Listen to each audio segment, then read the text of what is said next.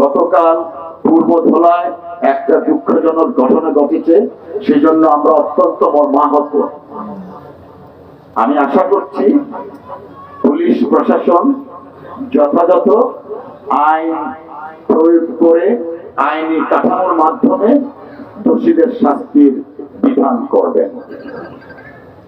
আমরা প্রত্যেকেই একটা জিনিস মনে রাখতে চাই, স্বাধীনতা উত্তর বাংলাদেশকে বিনির্মাণ করার জন্য, বাংলাদেশের গণতন্ত্রকে প্রতিষ্ঠিত করার জন্য অনেকগুলো সুযোগ আমরা পেয়েছি।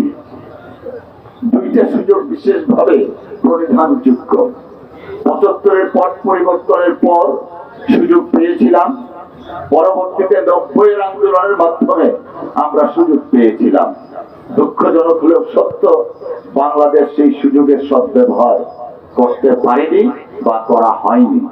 ২৪-এর ছাত্র গণ অভ্যুত্থানের মাধ্যমে বাংলাদেশ আবার যে সুযোগ পেয়েছে, সেই সুযোগকে সকল রাজনৈতিক দল কাজে লাগিয়ে বাংলাদেশকে একটি গণতান্ত্রিক বাংলাদেশ গড়ে তুলবে বলে আমরা দৃঢ়ভাবে বিশ্বাস করি।